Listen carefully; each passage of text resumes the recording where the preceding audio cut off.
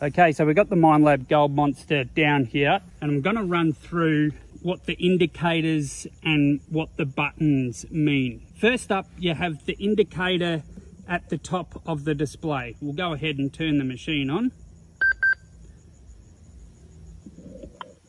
Put it into automatic. So first up, the indicator across the top of the display. This indicator is the Gold Monster's best suggestion on whether the metal target you're detecting is gold or ferrous metal.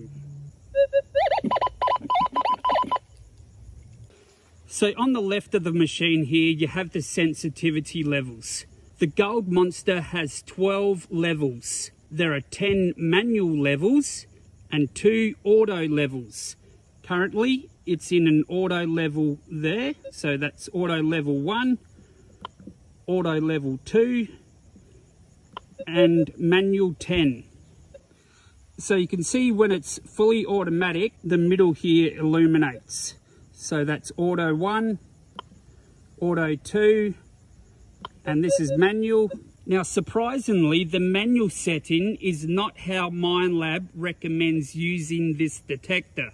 But if you're an experienced gold prospector and you've had experience with this machine and you are confident in using the manual setting, then I'll give you a basic rundown on the Minelab's manual system here. This is what I always work in. It is chirpy, it is noisy, but it finds gold. So the manual sensitivity levels are broken into 10 segments. Each segment alters the sensitivity of the detector by 10%. So you have 10, 20, 30, 40, 50, 60, 70, 80, 90, and 100. So each segment represents 10%. 10 being the lowest sensitivity down here, and manual 10 all the way around here being the highest sensitivity. So next up is, I'll just pop it back into auto. Next up is the depth setting. Shallow discrimination. So shallow discrimination for gold, or deep all metal. So you're going to get a bit more depth out of this setting. The shallow mode will try to filter out any ferrous metals, but it's not perfect. So I wouldn't recommend running it. Typically, I would run in deep detect mode than using the shallow mode, but that's just my preference. On this mode, you are able to hone in on the target a little further. So if I was out detecting for gold with the Minelab Gold Monster 1000, I would have it in manual 10, I would have it in depth mode, and I would be moving it low and slow. So over here, we have the volume control, plus and minus volume. That's pretty self-explanatory. So we have our gold in here.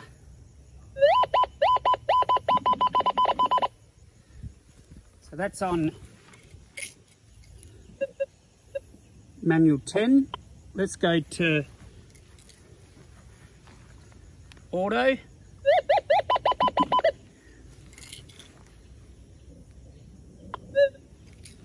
Auto 2. So the most sensitive part of the coil is just in the middle here. And I'll see if I can prove that to you.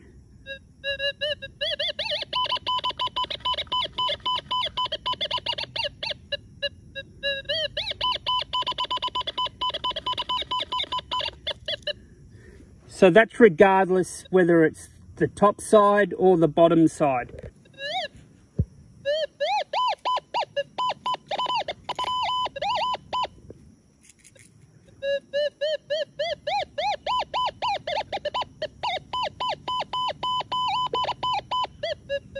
Okay, so I've just placed a little bit of gold in there. I'm hoping that can zoom in and you can see the piece of gold just there. So remember, the most sensitive part of the coil is here in the middle.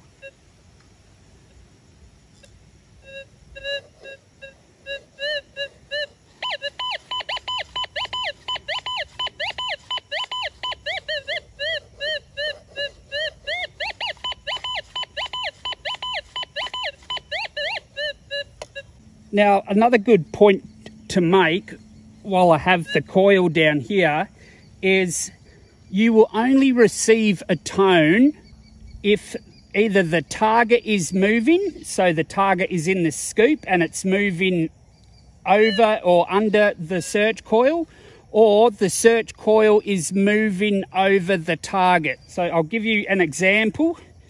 There's gold in here. Unlike a pulse induction machine, if I put this gold onto the coil, it'll give me an initial target tone, but then once this gold stops moving on the coil, there'll be no tone. So there you go. But if I move that, so either the coil needs to be waving over the target to receive a target tone, or the target needs to be waving over the coil to receive a target tone. So if I stop moving it, there'll be no sound.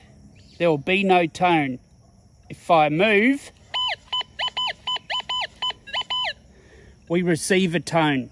Okay, I'm going to demonstrate this target tone and the importance of moving the coil, and I'm going to demonstrate it as if I was prospecting. So we can clearly see our target here.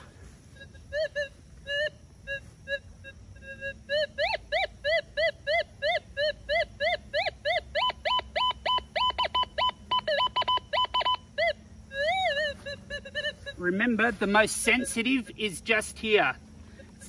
It's the same for just here. The most sensitive part of the Gold Monster coil is just here.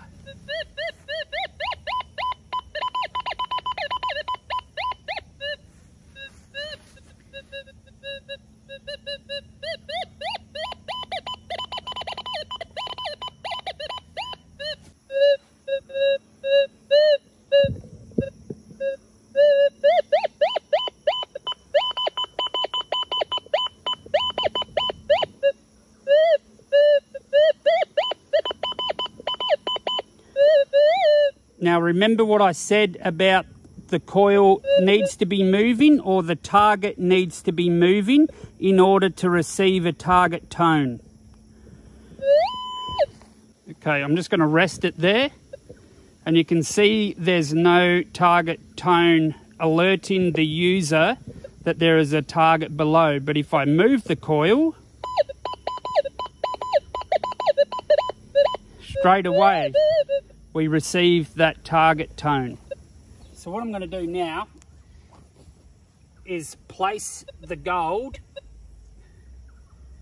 into the hole. We've got about 3 inches there. I'm going to cover it up. I'll get some dirt, a rock, the plug, cover it up. I'm in manual 10.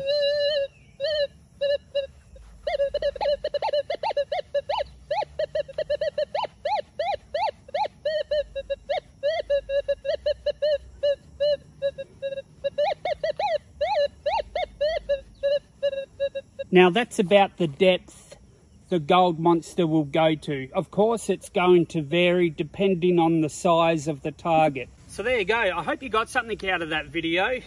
Just remember that the Minelab Gold Monster 1000 can be a very difficult machine to grasp, to get used to, because it can be very noisy, especially in highly mineralized ground. But persistence is key. Keep an eye on the LCD display when you do suspect you have got a target. I have found that probably 8 times out of 10, if the LCD gold indicator is swinging to the gold, it will be gold. Now, of course, that depends on your location, on where you are. Aluminium cans or aluminium foil will also indicate gold, obviously being an alloy metal. So there you go. I hope you got something out of the video. If you are after a budget-friendly, lightweight detector, you know, this is a great starting point. Stay safe out there and happy prospecting.